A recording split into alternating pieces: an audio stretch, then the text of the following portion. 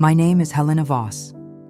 I'm 67 years old, and I'm standing in the marble entrance hall of my mansion at 2 in the morning, watching my granddaughter Sophie collapse into my arms. She's trembling so hard I can feel it through my silk robe. Her hair is wild, mascara streaked down her face, and when she finally looks up at me, I see them. Dark purple bruises wrapped around her throat like a necklace. "Grandma," she whispers, and her voice is raw, broken. I didn't know where else to go. My chest tightens. I guide her into the living room, my hand gentle on her back, and I can feel her flinching. Every touch makes her wince. I've seen a lot in my 67 years on this earth. I've buried a husband. I've built and sold companies. I've survived boardroom wars that would have destroyed weaker people. But seeing my granddaughter like this, my Sophie, my bright, beautiful girl, it makes something cold and sharp settle in my stomach. "Who did this to you?" I ask quietly, already knowing the answer, already feeling the rage building like a storm behind my ribs. She won't look at me. Her fingers twist in her lap, and when she finally speaks, it's barely audible. "Dad." One word. That's all it takes for my world to tilt sideways. Marcus, my son-in-law, the man who married my daughter Caroline 15 years ago, the slick businessman with the expensive suits and the perfect smile. The man who always called me Mother Helena, with just a touch too much charm. I don't cry, I don't scream. I just stand up, smooth down my robe, and make a decision. By morning, I'm standing in the reception area of Marcus Hale's downtown office. Floor-to-ceiling windows, marble floors, everything designed to intimidate. I walk past his secretary without asking permission. She calls after me, but I'm already pushing open his office door. Marcus looks up from his desk, and for a split second, surprise flashes across his face. Then he leans back in his leather chair and laughs. Actually laughs. "Helena," he says, like I'm a child who's wandered into the wrong room. "What are you doing here?" I walk forward until I'm standing right in front of his desk. My voice is calm, steady. "I saw what you did to Sophie." His smile doesn't waver. If anything, it gets wider. He stands up slowly, straightening his tie, and looks down at me with those cold, empty eyes. "And what are you going to do about it, old woman?" He tilts his head, still smirking. "What can a fragile old lady like you possibly do to me?" I don't answer. I just reach into my purse, pull out my phone, and snap his picture. The sound of the camera shutter cuts through the silence. Then I open my contacts, scroll to a number I haven't called in years, and hit send. The phone rings once, twice. Then a voice answers. "It's him," I say quietly. "You know what to do." I hang up, slip my phone back into my purse, and smile softly at Marcus, who's staring at me like he's just realized he's made a terrible mistake. 20 minutes later, his entire empire began to collapse. But let me back up. Let me tell you how I became the kind of woman who could destroy a man with a single phone call. Let me take you back 6 months, to a time when I still believed my family was whole and my life was exactly as it should be. My name is Helena Voss, and I turned 67 last spring. I live alone in a 10-bedroom mansion in the suburbs, the same house my late husband Richard and I bought 40 years ago when we were young and ambitious and thought we could conquer the world. Turns out, we did. Richard built one of the most successful investment firms on the East Coast, and I was right there beside him, managing operations, negotiating deals, making the kinds of connections that don't fade just because you sign retirement papers. Richard died 10 years ago. Sudden heart attack in his office, gone before the ambulance arrived. For a while, I thought I might die too, from the sheer weight of missing him. But I didn't. I survived. I sold the company for more money than most people see in 10 lifetimes, invested wisely, and settled into what I thought would be a peaceful retirement. The house felt too big after Richard passed, but I couldn't bring myself to leave. Every room holds memories. His reading glasses still sit on the nightstand. His favorite armchair faces the window in the library. Sometimes I walk through the empty hallways and pretend he's just in another room, about to call my name. I have one daughter, Caroline. She's 42 now, married to Marcus Hale for 15 years, and they have one child together, Sophie, my granddaughter, who just turned 22. Caroline was always headstrong, independent, determined to prove she didn't need my help or Richard's money. She met Marcus at a charity gala when she was 27. He was charming, handsome, well-dressed, worked in commercial real estate development. Richard had reservations about him, said something felt off, but I told him he was being overprotective. Caroline loved Marcus, and that was enough for me. Looking back now, I can see the signs I missed. The way Marcus's smile never quite reached his eyes. The way he always steered conversations toward money and investments.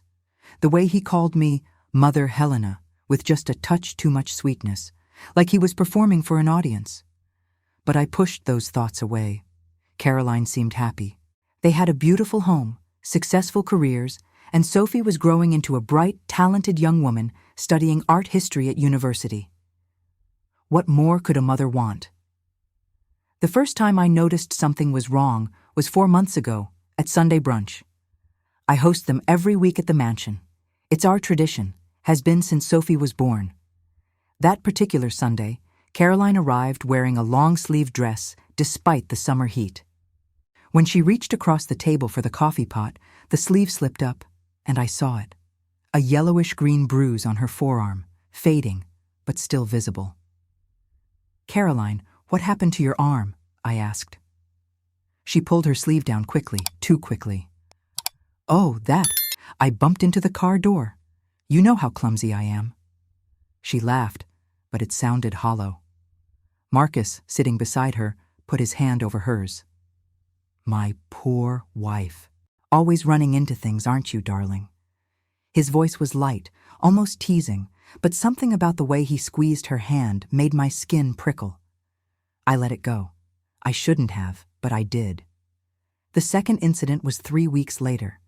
I stopped by their house unannounced, something I rarely do, but I'd been shopping nearby and picked up some books I thought Sophie would enjoy. When I rang the doorbell, no one answered, but I could hear voices inside. Raised voices. I used the spare key Caroline had given me years ago and let myself in. The arguing stopped the moment I stepped into the foyer. Marcus appeared at the top of the stairs, straightening his shirt, that practiced smile already in place. "Helena, what a surprise. I brought some books for Sophie. Is she home?" "She's at a friend's house, but Caroline's upstairs. I'll tell her you're here." He descended the stairs smoothly, confidently, and I noticed his knuckles were red. Raw, like he'd hit something. Or someone. Caroline came down a few minutes later. Her makeup was freshly applied, thick foundation that couldn't quite hide the puffiness around her left eye. She hugged me, but I felt her body tense when I squeezed back. "Mom, you should have called first," she said, her voice strained. "I was nearby. I wanted to see you." I studied her face, searching for the truth beneath the makeup. "Caroline, are you all right?" "I'm fine, just tired. Work's been stressful." She glanced at Marcus, who was watching us from the living room doorway. "Right, honey?" "Very stressful," Marcus agreed.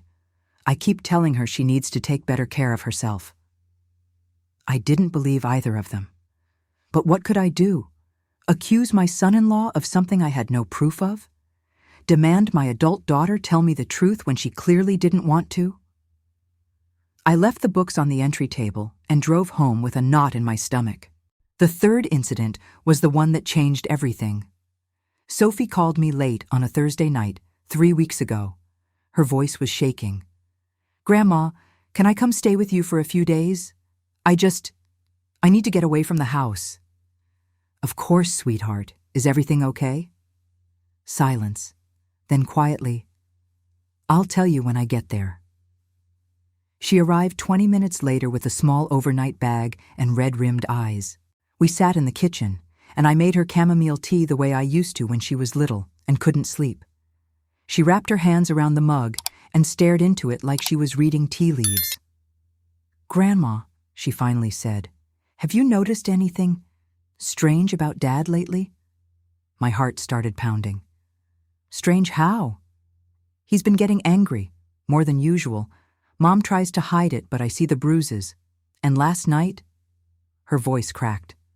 "Last night I tried to tell him to stop yelling at her, and he grabbed my arm so hard I thought he'd break it. He said if I ever got between him and Mom again, I'd regret it." The tea mug in my hand trembled. I set it down carefully, willing myself to stay calm. "Did he hurt your mother last night?" Sophie nodded, tears streaming down her face. "I heard them fighting after I went to my room. There was a crash, and then Mom was crying. When I came out this morning, she had a split lip and said she'd tripped on the stairs. That's when I knew. That's when the pieces finally came together in a picture I'd been refusing to see. Marcus wasn't just controlling. He wasn't just manipulative. He was dangerous. And he'd been hurting my daughter for God knows how long while I sat in my mansion hosting Sunday brunches and pretending everything was fine." "Sophie," I said, keeping my voice steady, "I need you to trust me. Can you do that?" She nodded. "Good, because I'm going to fix this. But I need you to be brave and tell me everything. Every incident you can remember. Every time you saw something that scared you. Can you do that for me?" She could, and she did. We stayed up until 3 a.m, and with every story she told, the cold fury inside me grew sharper, harder, more focused. I've spent my entire life in rooms full of powerful men. I know how they think. I know how they operate. And I know exactly how to destroy them. But I had no idea how soon I'd need to use that knowledge. Because 5 days after that conversation with Sophie, she showed up at my door at 2 a.m. with bruises around her throat and terror in her eyes. The night Sophie showed up with those bruises around her neck, I made a decision that would change everything. I wasn't going to call the police. Not yet. I wasn't going to confront Caroline, not directly, because I knew men like Marcus. I'd negotiated with them, outmaneuvered them, and watched them fall apart when they realized they'd underestimated the wrong person. After I got Sophie settled in one of the guest rooms, the one that faces the garden, with the soft morning light she's always loved, I went down to Richard's old study. I hadn't spent much time in there since he died. It felt too empty, too quiet without the sound of him typing on his computer or talking on the phone in that commanding voice that made investors fall in line. But that night, I sat in his leather chair and opened the bottom drawer of his mahogany desk. Inside was a leather-bound address book, the old-fashioned kind Richard insisted on keeping, despite having everything digitized. "Insurance," he used to say. "Never trust that all your connections live in the cloud, Helena. Keep the important ones where you can touch them." I flipped through the pages slowly, reading names I hadn't thought about in years. CEOs, politicians, judges, investigators, lawyers who specialized in making problems disappear, or making them very, very public, depending on what you needed. Richard had spent 40 years building this network, and when he died, it became mine. I just never needed to use it before. Until now. I ran my finger down the page until I found the name I was looking for. James Chen, private investigator. Former FBI agent who'd helped Richard dig up information on a business rival 20 years ago. I'd met him once at a company dinner. Sharp eyes, quiet demeanor, the kind of man who noticed everything and forgot nothing. I dialed his number. It rang 4 times before a gravelly voice answered. "Chen." "Mr. Chen, this is Helena Voss. I don't know if you remember me, but—" "Mrs. Voss. Of course I remember. I was sorry to hear about Richard. He was a good man." A pause. "Something tells me you're not calling at 3 a.m. to catch up." "I need help. My son-in-law is hurting my daughter and granddaughter. I need to know everything about him, his finances, his business dealings, his weaknesses, everything." "How soon do you need it?" "Yesterday." He made a sound that might have been a chuckle. I can start tomorrow. Send me his full name, date of birth, and current address. And Mrs. Voss? If he's as bad as you think he is, I'll find it. Men like that always leave trails. I hung up and leaned back in Richard's chair, feeling the weight of what I'd just set in motion. Then I sent James Chen everything I had on Marcus Hale. The next morning, I called Caroline. My hands were steadier than I expected when I dialed her number. She answered on the third ring, her voice bright and cheerful. Too bright, too cheerful. The voice she uses when she's pretending everything is fine. Mom, hi, what's up? I was thinking about hosting a special dinner next week, just family. You, Marcus, Sophie, and me. What do you think? There was a pause, just a heartbeat too long. That sounds lovely. Let me check with Marcus about his schedule. Wonderful. And Caroline? I kept my voice light, casual. How are you doing? Really? I'm great, Mom. Busy, but great. Work's been crazy. The same lie she'd been telling me for months. Good. That's good. I'll text you some dates for dinner. I hung up before she could hear the crack in my voice. Sophie was still asleep when James Chen called back 3 days later. I was in the garden, deadheading roses, when my phone rang. Mrs. Voss, I've got preliminary findings. You're going to want to sit down for this. I set down my pruning shears and walked to the stone bench near the fountain. I'm sitting. Tell me. Marcus Hale, age 47, owns Hale Development Corporation, which specializes in commercial real estate. On paper, his company looks successful. Revenue of about $8 million annually, several high-profile projects in the downtown area. He paused. But dig a little deeper, and it's all smoke and mirrors. What do you mean? He's leveraged to the hilt. 3 mortgages on properties that are underwater. Business loans from 6 different banks, all approaching default. He owes money to investors who are starting to ask uncomfortable questions. I found evidence of fund misappropriation, using money from one project to pay for another, robbing Peter to pay Paul. His business is maybe 6 months away from total collapse. My chest tightened. How much does he owe? Conservative estimate? $4.2 million. And that's not counting the personal debts, credit cards maxed out, a home equity line of credit he took out without telling your daughter, from what I can tell. He's drowning, Mrs. Voss, and drowning men do desperate things. I thought about Caroline's bruises, Sophie's fear, the way Marcus's eyes had grown colder over the past year. What else? I'm still digging, but there's something interesting about the timing. His financial troubles really accelerated about 18 months ago. That's when he started taking out loans he couldn't possibly repay, making risky investments that went sideways. I'm wondering if there's gambling involved, or maybe substance issues. I'll know more in a few days.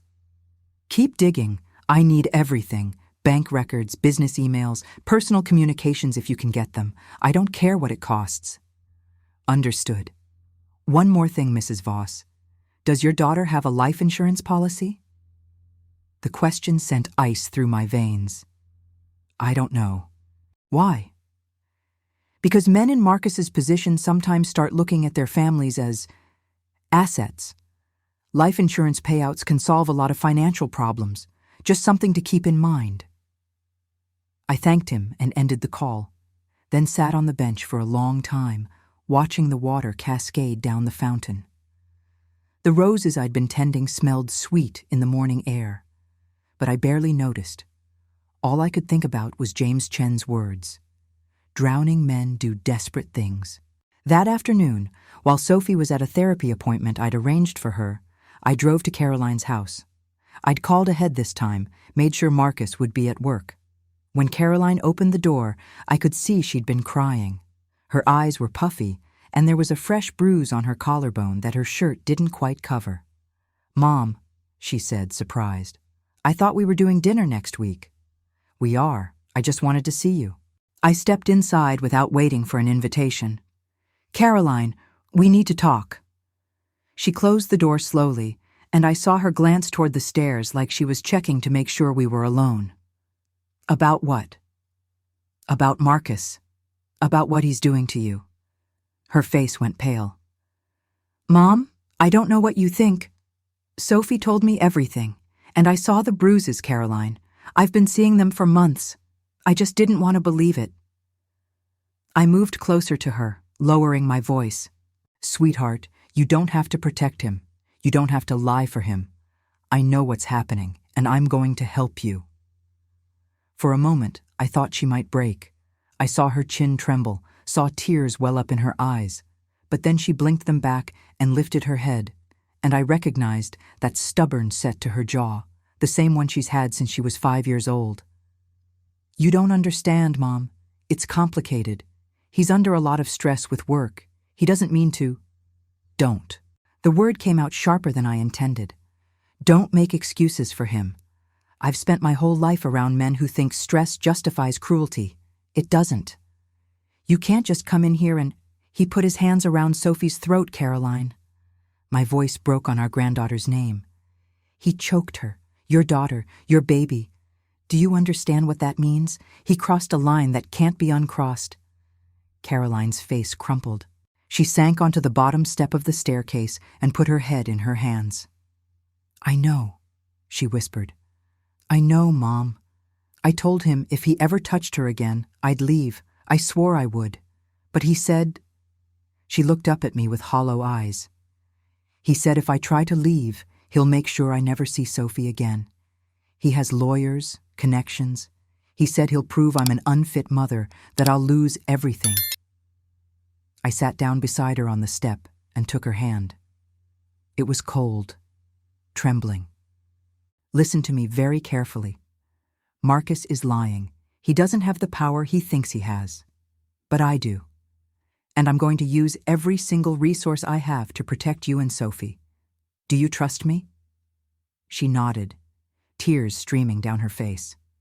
Good. Then I need you to do exactly as I say. First, I need you to document everything, every injury, every threat, every incident. Take photos, write dates and times. Keep it all somewhere he can't find it. Second, I need you to get copies of all your financial documents, bank statements, tax returns, mortgage papers, everything. Can you do that? Yes, she said, her voice stronger now. Yes, I can do that. Third, I need you to act normal around him. Don't let him know we've had this conversation. Don't let him see any changes in your behavior. Can you do that? She hesitated, then nodded again. And Caroline? Sophie is staying with me until this is over. He's not going to hurt either of you again. I promise you that. I held her while she cried, stroking her hair like I did when she was little and had nightmares. But this nightmare was real, and it was going to take more than a mother's comfort to end it. When I got home, James Chen had left a voicemail. His voice was grim. Mrs. Voss, call me back. I found something you need to hear. I called him from the library. The door closed, my heart pounding. I accessed Marcus's emails, he said without preamble. I won't tell you how, but let's just say his cybersecurity is pathetic. Mrs. Voss, he's been planning something. There are emails to his lawyer about life insurance policies, about the value of his wife's potential inheritance from you, about how to establish power of attorney if someone is deemed mentally incompetent. What are you saying? I'm saying he's been laying groundwork, looking at options. And based on the timeline and the escalation of violence Sophie described, I think he's running out of time and getting desperate. His biggest creditor is threatening to call in his loans. He needs money, fast, and he sees your daughter, and by extension you, as his way out. My hands clenched on the phone. Send me everything you have, every email, every document, every piece of evidence. And James, I need you to keep digging. I want to know every dirty secret this man has. Every corner he's cutting, every law he's breaking, every person he's screwed over. I want ammunition. You've got it. Mrs. Voss, be careful. Men like Marcus get dangerous when they're cornered. So do women like me, I said, and hung up. That night, I barely slept. I lay in bed staring at the ceiling, thinking about the monster my daughter had married. thinking about the bruises on her skin and the terror in Sophie's eyes, thinking about how close I'd come to losing them both because I'd been too polite, too trusting, too willing to believe the lies. But I wasn't going to be polite anymore. And Marcus Hale was about to learn that the fragile old woman he'd underestimated had teeth sharper than he'd ever imagined. James Chen's investigation moved faster than I expected. Over the next week, information arrived in my encrypted email account like pieces of a puzzle, each one uglier than the last. I set up a command center in Richard's study. Printed documents covered the desk, bank statements, loan agreements, email exchanges, photographs. I'd spent 40 years analyzing businesses, looking for weaknesses, finding leverage points. Now I was doing the same thing, except this time it wasn't about closing a deal. It was about destroying a man who'd hurt my family. Sophie was healing slowly. The bruises on her neck had faded from purple to yellow-green, but the fear in her eyes remained. She barely left the house, spent most of her time in the guest room or the library, always looking over her shoulder like she expected Marcus to appear. "Grandma," she said one afternoon, finding me in the study surrounded by papers. "What are you doing?" I looked up at her, this brave girl who'd survived something no one should have to survive. "I'm building a case, making sure your father can never hurt you or your mother again." She sat down in the chair across from me, pulling her knees up to her chest.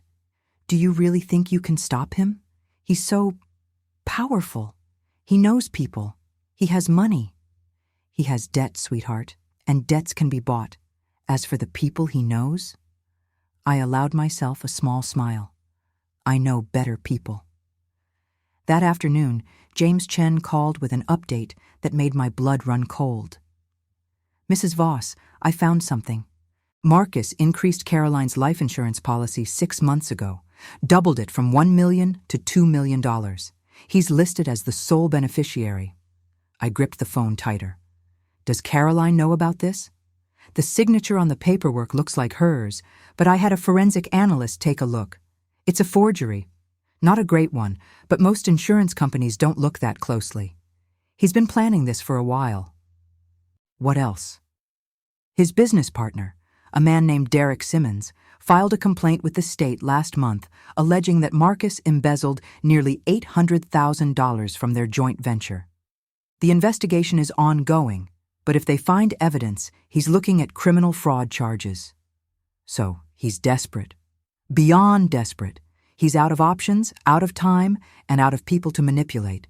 That makes him extremely dangerous. Mrs. Voss, I strongly recommend you get Caroline out of that house immediately. Don't wait. Don't give him time to—" "I'm working on it. Keep digging. I need more." "There's one more thing. I traced some unusual wire transfers from his business account. Small amounts, 5,000 here, 7,000 there, going to an offshore account in the Cayman Islands. I'm still trying to figure out what it's for, but it looks like he's been moving money where his creditors can't find it. Setting up an escape plan, maybe." After I hung up, I sat in Richard's chair and thought about what James had told me. Marcus wasn't just abusive. He wasn't just violent. He was a predator who'd been systematically setting up his own wife's murder, forging her signature, positioning himself to cash in on her death. And I'd invited this monster into my family. That night, I called an old friend, Patricia Daniels. We'd met 30 years ago when she was a junior attorney at a corporate law firm, and I needed someone to review a contract. She'd caught 3 clauses that would have cost us millions. Richard hired her on the spot. Now she was a senior partner at one of the most prestigious firms in the state, specializing in family law and high-stakes divorces. "Helena Voss," Patricia's warm voice came through the phone. "It's been too long. How are you?" "I need your help, Patricia. It's about my daughter." Her tone shifted immediately. "Tell me everything." I did. I told her about the bruises, the threats, the forged insurance documents, the financial crimes, Sophie's assault. When I finished, there was a long silence on the other end. "Helena, this is serious. Your daughter and granddaughter are in immediate danger. We need to move fast. Restraining order, emergency divorce filing, criminal charges. I can have papers drawn up by tomorrow." "No," I said firmly. "Not yet. Helena, if we file for a restraining order, he'll know we're coming for him. He'll lawyer up, hide assets, maybe run. Or worse, he might panic and do something we can't undo. I need more time to build the case. I need it to be airtight so he has no way out." Patricia sighed. "You're playing a dangerous game." "I've been playing dangerous games my whole life. Just have the paperwork ready. When I give you the signal, I need you to move fast." "All right. But Helena, get your daughter out of that house. Soon." The next morning, Caroline called me. Her voice was shaking. "Mom, something happened. Marcus found out Sophie's been staying with you. He's furious. He came home last night and started screaming, throwing things. He said Sophie needs to come home immediately, that I'm turning her against him." "What did you tell him?" "I said she's old enough to make her own choices." That made him angrier. He grabbed my wrist and... She trailed off. "Mom, I'm scared, really scared. He's not acting like himself. He's paranoid, erratic. Last night he accused me of hiding money from him, said I must have a secret bank account. When I told him I didn't, he didn't believe me. He went through all my things, checked my phone, my email, everything." "Caroline, listen to me. I need you to come stay here too. Pack a bag. Come today." "I can't just leave. He'll what? Hurt you worse than he already has? Honey, he forged your signature on a $2 million life insurance policy. Do you understand what that means?" I heard her sharp intake of breath. "What?" "He's planning something, Caroline. Something terrible. And I won't sit here and wait for it to happen. Pack a bag. Tell him you're going shopping or visiting a friend. Whatever lie he'll believe, but get out of that house today." She was quiet for a moment. Then, Okay, I'll come. This afternoon while he's at work." "Good. And Caroline? Don't tell him you're coming here. Don't tell him anything." 3 hours later, Caroline pulled into my driveway with 2 suitcases and a haunted look in her eyes. Sophie ran to meet her at the door, and they held each other, both of them crying. I stood back and watched, feeling that cold fury in my chest burn hotter. That night, while Caroline and Sophie were asleep upstairs, I made another call. This one to Richard's oldest friend, Senator Thomas Bradford. He'd retired from politics 5 years ago, but still had connections that ran deep. "Helena," he answered warmly. "What can I do for you?" "Tom, I need a favor, a big one." "Name it." I told him about Marcus, about the violence, the fraud, the forged insurance policy. I need to make sure that when this goes public, it gets the attention it deserves. I need investigators who can't be bought, prosecutors who won't back down, and media coverage that will make it impossible for him to hide. Consider it done. I know the district attorney personally. Good woman, hates domestic violence cases being swept under the rug. I'll make some calls. "Thank you, Tom." "Helena, be careful. Men like this don't go down quietly. Neither do women like me." The next morning, Marcus started calling. First my phone, then the house line. I didn't answer. He left voicemails, each one angrier than the last. "Helena, I know Caroline and Sophie are there. This is between me and my family. You have no right to interfere. Tell Caroline to call me immediately." Then the messages got nastier. "You're turning my wife against me. You've always thought you were better than me, haven't you? The rich widow in her mansion. Well, Caroline is my wife.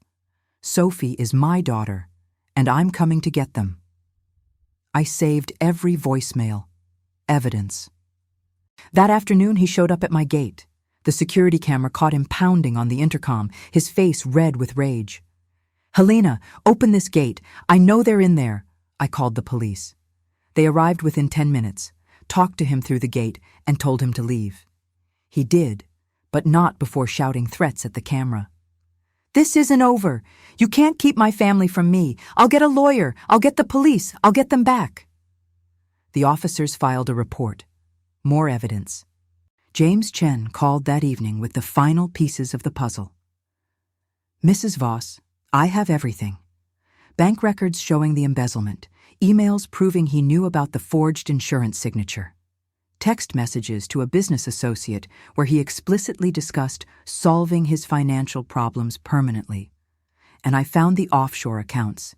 He's been moving money out of the country for the past 8 months. If he runs, he's got a nest egg waiting. Send it all to me. Everything. And James, send copies to Patricia Daniels, my attorney, and to Senator Bradford's contact at the district attorney's office. You're going after him. I'm ending him. That night, I sat Caroline and Sophie down in the library.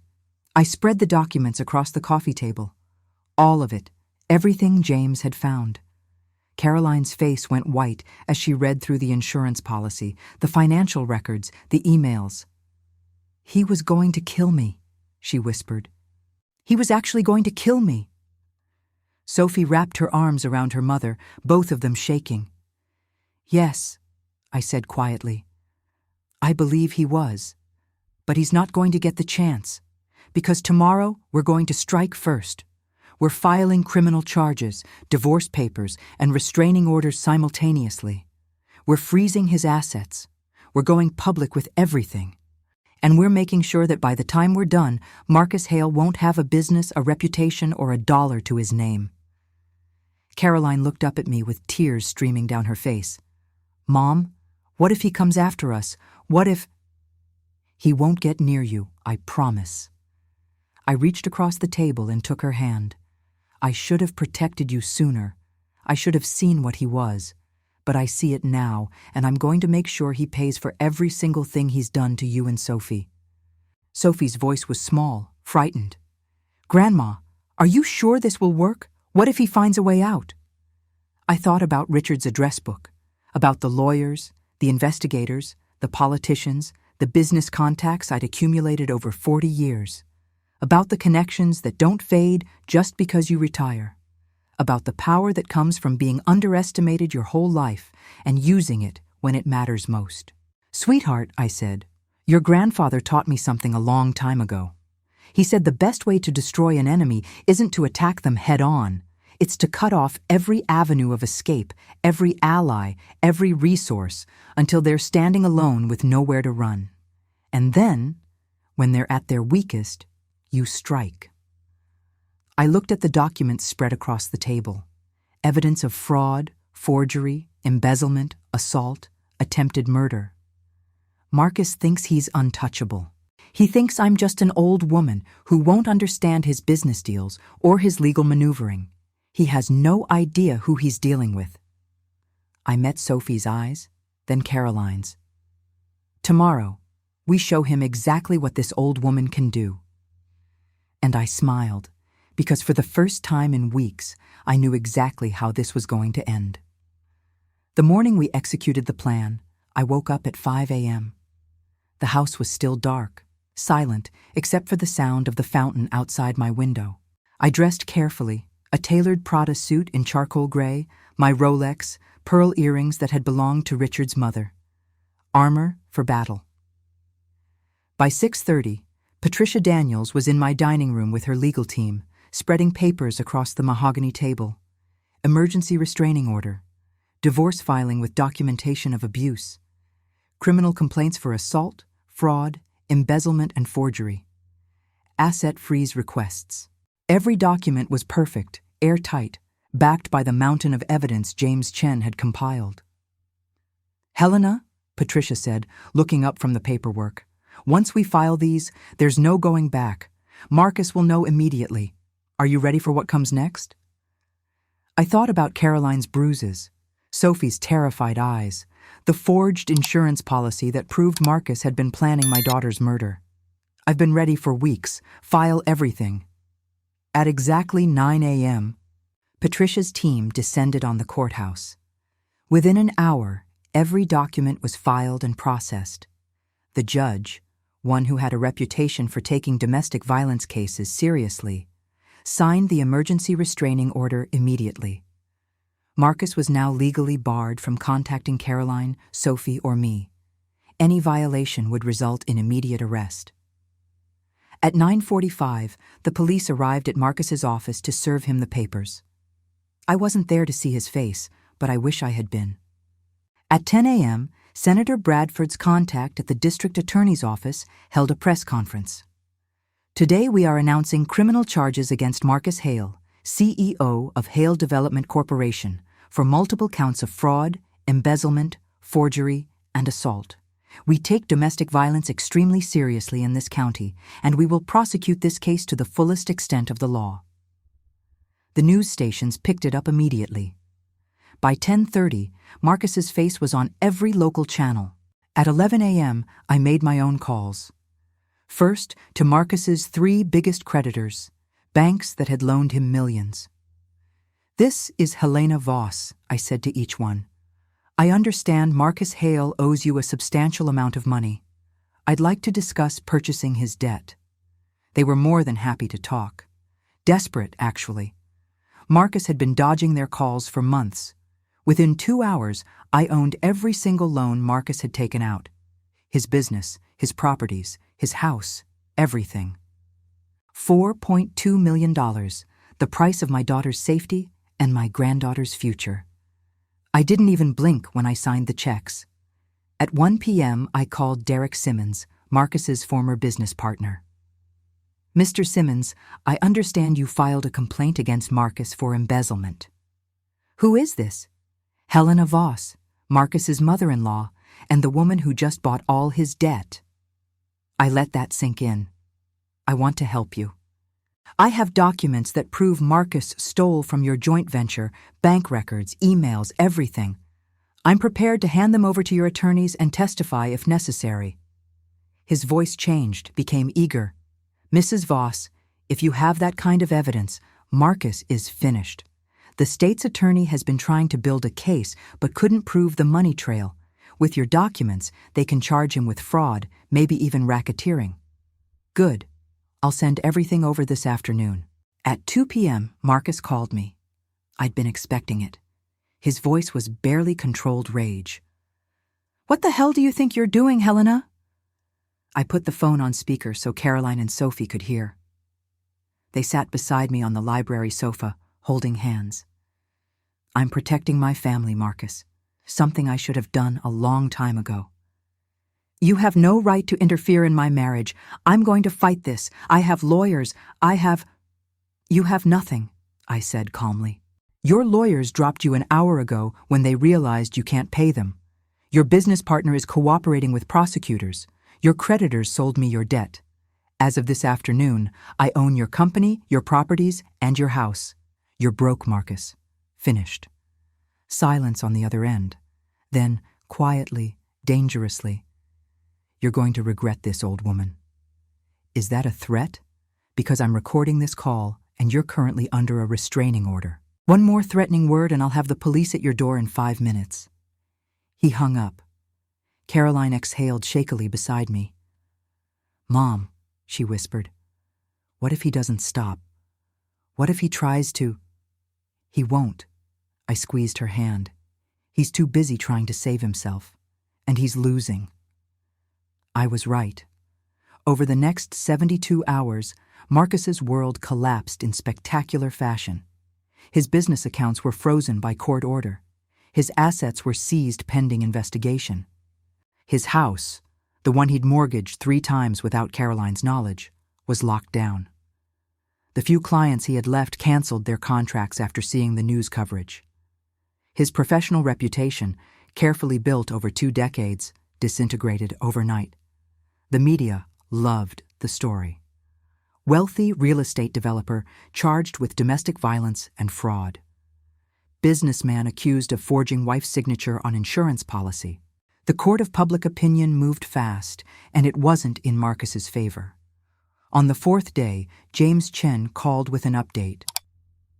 "Mrs. Voss, Marcus tried to access his offshore accounts, the ones in the Cayman Islands where he'd been hiding money. But I tipped off the FBI about possible money laundering. They froze the accounts pending investigation. He can't touch any of it." "Perfect. What else? His lawyer contacted Patricia Daniels, wants to discuss settlement terms for the divorce. He's willing to sign whatever Caroline wants if she'll agree to drop the criminal charges. Tell Patricia the answer is no. Caroline doesn't control whether the state prosecutes him. That's out of her hands now, and she's not negotiating with him. He gets nothing. Understood. One more thing. He's been staying at a budget motel near the airport, the kind that charges by the hour. He can't afford anything else. I felt a grim satisfaction at that. Marcus, who'd always been so concerned with appearances, with expensive suits and luxury cars, reduced to a cheap motel room. But I wasn't done yet. That afternoon, I went to visit Marcus. Not to the motel. I had more style than that. I went to his office, the one he'd been so proud of with its floor-to-ceiling windows and marble floors. The building manager let me in. I owned the property now, after all. The office was dark, ransacked. Someone, probably Marcus, had torn through it looking for documents, anything he could use to save himself. Papers were scattered across the floor. His expensive desk chair lay on its side. The smell of desperation hung in the air. I stood in the center of the room and pulled out my phone. Took a photograph. The same way I would when I finally confronted him in person. The same way I'd document the end of the man who'd hurt my family. Then I turned and walked out, my heels clicking on the marble floor. Behind me, Marcus's empire lay in ruins. Ahead of me, justice waited. That night, I got a text from an unknown number. You think you've won? You haven't. I will get my family back. I will destroy you. I forwarded it to the police and to Patricia. More evidence for the restraining order violation. More ammunition for the criminal case. Caroline found me in the study that evening, looking at the city lights through the window. "Mom," she said softly, "I don't know how to thank you for everything you've done." I turned to face her, my daughter, who'd survived so much, who was finally safe. "You don't need to thank me. You're my child. Protecting you is what I do." I pulled her into a hug. "But Caroline, this isn't over yet. Marcus is cornered, desperate, dangerous. We need to be ready for whatever comes next." She nodded against my shoulder. "What are you going to do?" I thought about the plan I'd been forming, about the final confrontation that was inevitable, about the moment when Marcus would realize exactly who he'd been dealing with all along. I'm going to finish this, once and for all. 2 days later, Marcus sent me a message through his new lawyer. He wanted to meet, face to face. To discuss terms, the lawyer said. Patricia advised against it. "Helena, he's unpredictable right now. Desperate, it's not safe." But I knew Marcus, knew men like him. They needed to feel in control, needed to have the last word, and I was going to give him that chance on my terms. "Set up the meeting," I told Patricia. "But it happens at his office, the one I now own, and I want police nearby, ready to respond if things go wrong." "You're sure about this?" I thought about everything Marcus had done, everything he'd planned to do, and I thought about the phone call I was going to make the moment I saw him face to face. "I'm sure." The meeting was scheduled for the following morning. Marcus didn't know it yet, but that meeting would be the beginning of his end. The morning of the confrontation, I dressed with the same care I used to take before major business negotiations. Black Versace suit, perfectly tailored. My diamond Rolex, the one Richard gave me for our 20th anniversary. Dior heels that added 3 inches to my height. I looked at myself in the mirror and saw what I needed to see. A woman who'd built empires and wasn't afraid to destroy them. Caroline caught me before I left. "Mom, are you sure about this? He's dangerous." "I know, sweetheart. That's why there are 2 police officers waiting outside the building, and James Chen will be in the office next door with audio equipment recording everything. Marcus won't lay a finger on me, but he needs to hear what I have to say. He needs to understand exactly what he's lost." Sophie appeared behind her mother, eyes wide with worry. "Grandma, please, be careful." I kissed her forehead. I'm always careful. That's how I've survived this long. The drive downtown felt longer than usual. My hands were steady on the wheel, but my heart was pounding. Not from fear, from anticipation. This was the moment I'd been building toward for weeks. The moment when Marcus would finally understand that he'd chosen the wrong family to destroy. I arrived at the building at 9:50, 10 minutes early. I wanted to be settled, in control, when Marcus walked in. The building manager, a kind man named Robert who'd worked here for 15 years, met me at the entrance. "Mrs. Voss, are you certain about this? Mr. Hale has been volatile lately." "I'm certain, Robert, but thank you for your concern. The police are parked across the street if I need them." I took the elevator to the 12th floor. Marcus's office, my office now, still showed signs of his recent rampage. I'd had the chair righted and some of the papers cleared away, but I'd left the rest. I wanted him to see what his desperation looked like. I sat behind the desk, in his chair, and waited. At exactly 10 a.m., I heard the elevator ding, footsteps in the hallway. Then the door opened, and Marcus walked in. He looked terrible. The expensive suit was wrinkled, his hair uncombed, dark circles under his eyes. He'd lost weight, stress probably, or maybe he couldn't afford to eat well anymore. But his eyes were the worst. They burned with a rage so intense I could feel it from across the room. "Helena," he said, his voice tight. "Thank you for agreeing to meet." "Sit down, Marcus." He glanced at the chair across from the desk, the one where clients used to sit. His jaw clenched. He knew what it meant. Me sitting in his chair, him relegated to the other side of the desk. But he sat. For a long moment, we just looked at each other. I studied the man who'd hurt my daughter, terrorized my granddaughter, planned murder. He studied me like he was trying to figure out how I'd beaten him. "You wanted to discuss terms," I said finally. "So discuss." He leaned forward, hands clasped. "I want you to drop the charges. All of them. In exchange, I'll sign the divorce papers, give Caroline whatever she wants, and leave quietly. You'll never hear from me again." "No." His face darkened. "No? Just like that?" "Just like that. You don't seem to understand your position, Marcus. You're not negotiating from strength here. You have nothing to bargain with. No money, no assets, no leverage. The criminal charges aren't mine to drop. The state is prosecuting you. And even if I could drop them, I wouldn't." "You self-righteous bitch," he snarled, his mask of civility cracking. "You think you're so much better than me?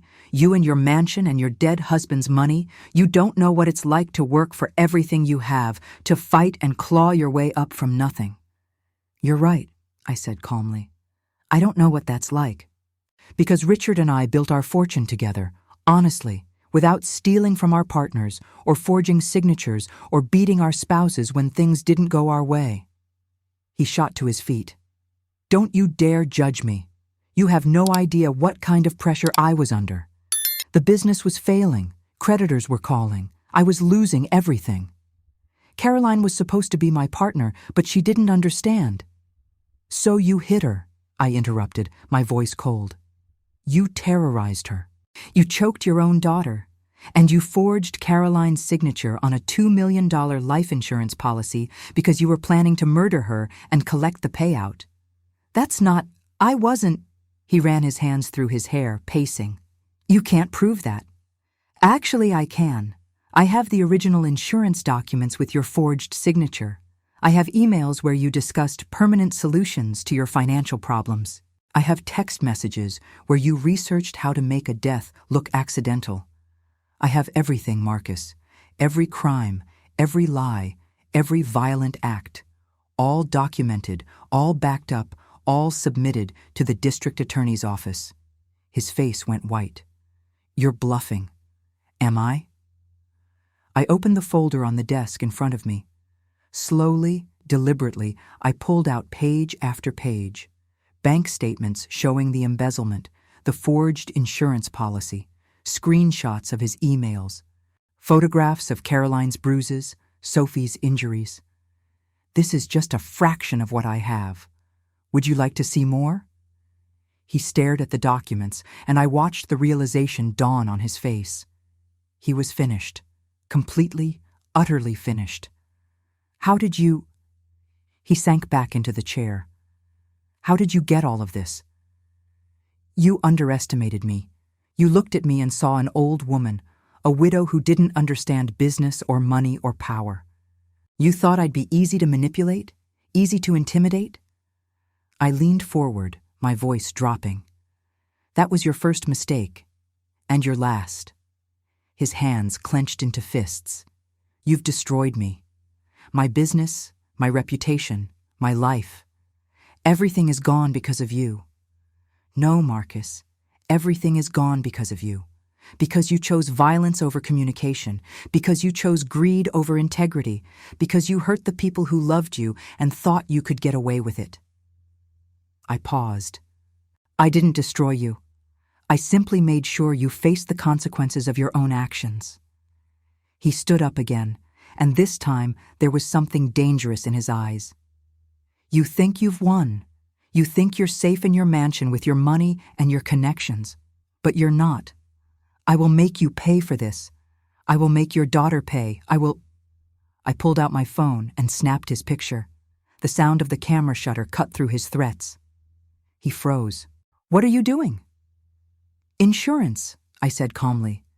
Then I pulled up a contact, a number I'd saved weeks ago but hadn't needed to use until now, and made a call. It rang once. A man's voice answered. Mrs. Voss?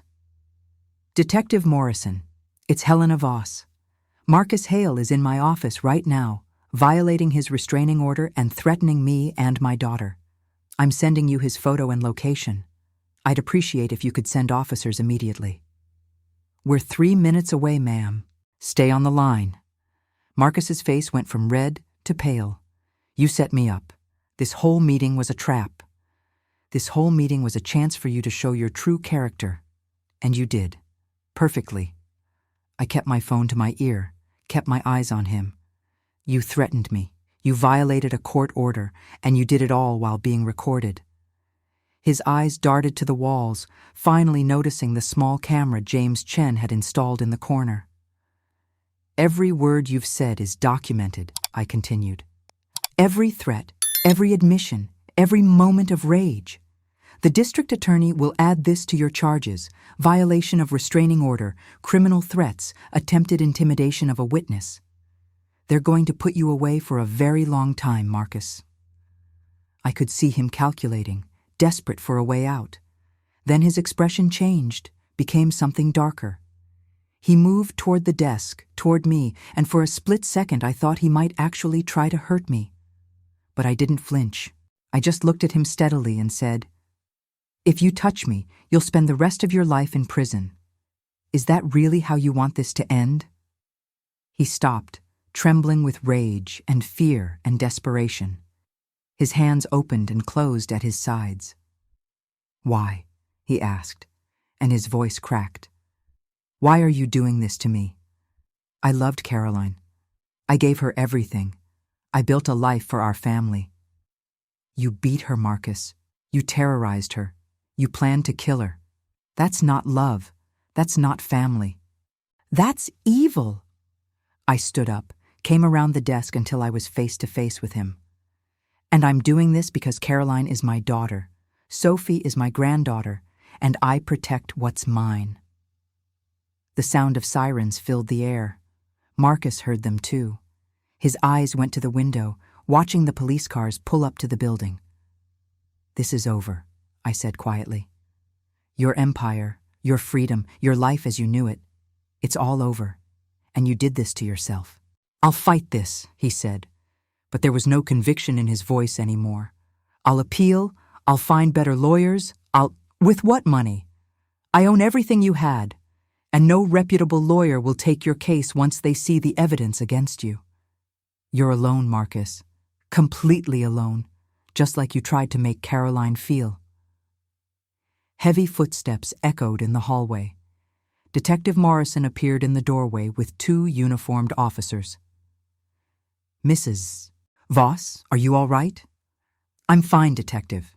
But Mr. Hale has violated his restraining order and made threats against me and my daughter. It's all recorded." Detective Morrison looked at Marcus with disgust. "Marcus Hale, you're under arrest for violation of a restraining order and criminal threats. You have the right to remain silent." The officers moved forward with handcuffs. Marcus didn't resist. He just stood there as they cuffed his hands behind his back, his expensive suit wrinkled, his face empty of everything except defeat. As they led him toward the door, he looked back at me one last time. "I could have loved them, you know. Caroline and Sophie. I could have been a good husband and father if you hadn't interfered." I met his eyes without flinching. "No, Marcus, you couldn't have. Because you don't know what love is. You only know how to take, how to hurt, how to destroy. And now you're going to spend years in a cell thinking about that." They walked him out. I listened to his footsteps fade down the hallway, the elevator ding, the sounds of him being taken away. Then I was alone in the office. His office, my office, it didn't matter anymore. I walked to the window and looked down at the street, watched the police car pull away with Marcus in the back seat, watched the life I'd dismantled piece by piece come to its final end. My phone buzzed. A text from Caroline. "Is it over?" I typed back, "It's over. He's in custody. You're safe." 3 dots appeared, then, "Thank you, Mom, for everything, for saving us." I stood there for a long moment, looking out at the city Richard and I had conquered together 40 years ago, the same city where I'd just destroyed a man who thought he could hurt my family without consequences. Richard used to say that real power isn't about how much money you have or how loud you can shout. It's about knowing when to act, how to act, and having the strength to follow through no matter the cost. I'd learned that lesson well. I gathered my things, turned off the lights, and left Marcus's office for the last time. Behind me, his empire lay in ruins. Ahead of me, my daughter and granddaughter waited, safe at last. I smiled softly, just like I had that day in his office when I made the phone call that changed everything. Because some men need to learn that you don't threaten a mother's family, you don't hurt a grandmother's girls, and you definitely don't underestimate a woman who spent her entire life learning how to win. Marcus Hale had learned all 3 lessons. Too late, but he'd learned them nonetheless. 3 months later, I'm sitting in my garden watching Sophie paint. She set up her easel near the rose bushes, the afternoon sun catching the gold in her hair. Her hands are steady as she mixes colors on her palette, blues and greens for the fountain, soft pinks for the flowers. The bruises on her neck faded weeks ago, but the real healing, the kind you can't see, is just beginning. Caroline is inside on a phone call with her new lawyer. Not a divorce lawyer anymore. That's done. She's talking to someone about starting her own interior design business, something she'd always dreamed of, but Marcus had convinced her she wasn't capable of. I can hear her laughing through the open window, and it's the first real laugh I've heard from her in years. The trial ended 2 weeks ago. Marcus pled guilty to multiple charges: assault, fraud, embezzlement, forgery, violation of a restraining order, and criminal threats. His lawyers advised him that fighting it would only make things worse, especially with the mountain of evidence we'd compiled. The judge sentenced him to 12 years in prison, with no possibility of parole for at least 7. I wasn't there for the sentencing. Neither was Caroline or Sophie. We'd given our victim impact statements through Patricia Daniels, but we didn't need to see Marcus one more time. He'd taken enough of our time, our peace, our lives. We weren't going to give him another moment. The civil case was simpler. Marcus had no assets to fight with, no way to contest anything. Caroline got the divorce, full custody of Sophie, not that it mattered since Sophie is 22, and a restraining order that will last for the next 20 years. Marcus will be an old man when he gets out of prison, and by then we'll have built lives so far removed from him that he'll be nothing but a bad memory. His business partners divided up what was left of Hale Development Corporation. I sold them the pieces I'd acquired at a loss. I didn't need the money, and I didn't want anything connected to Marcus. Derek Simmons sent me a thank you note afterward. "Your evidence helped me recover most of what he stole," he wrote. "I'm grateful for your courage in coming forward. I didn't do it for gratitude. I did it for my family." Sophie sets down her brush and walks over to where I'm sitting on the stone bench. She's gained back the weight she lost during those terrible weeks, and there's color in her cheeks again. "Grandma, can I ask you something?" "Anything, sweetheart." She sits beside me, tucking her legs underneath her the way she used to when she was little. "Do you ever feel guilty about what happened to Dad?" I consider the question carefully. Guilty for protecting you and your mother? No. Guilty for destroying his life? No. He made his choices, Sophie. Every single one of them. I just made sure he faced the consequences. Mom says you saved us, that we'd be dead if it weren't for you.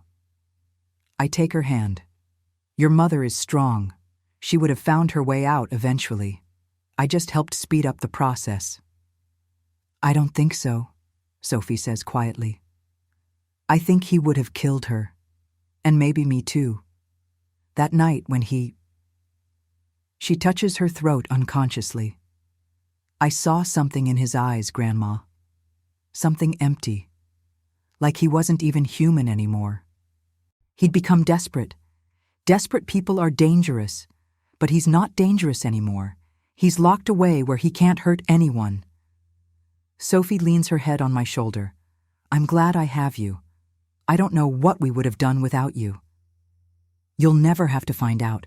I'm not going anywhere. We sit like that for a while, watching the fountain, listening to the birds.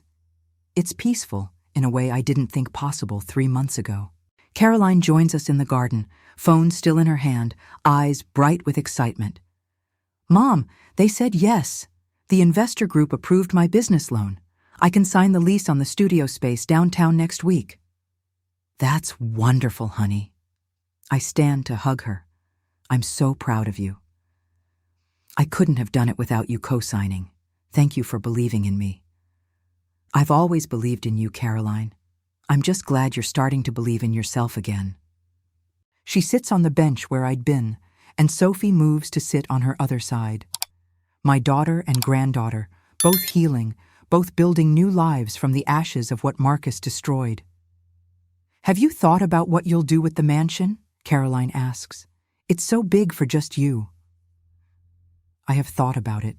The house feels different now, lighter somehow, even though it's the same 10 bedrooms and empty hallways.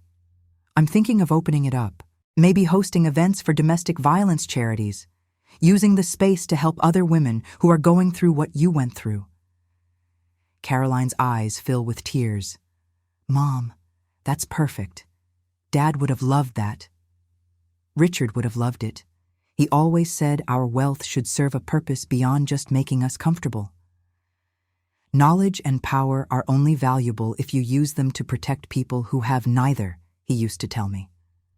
I used both to protect my family, and now I want to use them to protect others. That evening, after Caroline and Sophie have gone to bed, they're both still staying with me, though Caroline is looking at apartments nearby. I sit in Richard's study with a glass of wine and think about everything that's happened. 4 months ago, I thought my life was settled. Quiet. Peaceful in its loneliness. I had no idea that the worst crisis of my life was brewing in my own family, right under my nose. But I also had no idea how strong I still was, how capable, how ready to fight when it mattered most. Patricia Daniels called earlier to tell me that 2 other women have come forward with stories about Marcus. Women he'd dated before Carolyn, women he'd abused and threatened. They'd been too scared to speak up before, but seeing him prosecuted gave them courage. They're filing civil suits now, adding to the pile of consequences Marcus will spend years dealing with. Good. Let him face every single thing he's done. I open Richard's address book one more time, running my finger over the names. Some of these people have passed away, some have retired, but many are still there, still powerful, still willing to help when I call. I realize now that this book, these connections, this network, isn't just Richard's legacy. It's mine too, built over 40 years of work, trust, and mutual respect. And I'll use it whenever I need to protect my family, to help others, to make sure that men like Marcus understand that money and power aren't just tools of destruction. They can be instruments of justice too. My phone buzzes with a message from James Chen. Mrs. Voss, just wanted to let you know, Marcus tried to appeal his sentence. Judge denied it. He's being transferred to the state penitentiary tomorrow. It's over. I text back, thank you, James, for everything. Anytime. You're a formidable woman, Mrs. Voss. Remind me never to cross you. I smile at that.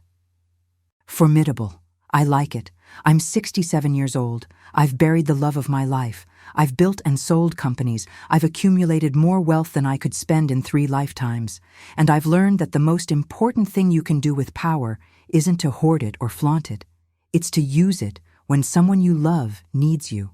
Marcus Hale looked at me and saw a fragile old lady, someone he could dismiss, intimidate, ignore. He learned too late that age isn't weakness and quietness isn't powerlessness. He learned that the most dangerous opponent is the one who's been underestimated her entire life and knows exactly how to use that to her advantage. I finish my wine and close Richard's address book, putting it back in the drawer. I don't know if I'll need it again. I hope I won't, but if I do, it'll be there, waiting. Outside my window, the mansion lights glow warm against the darkness.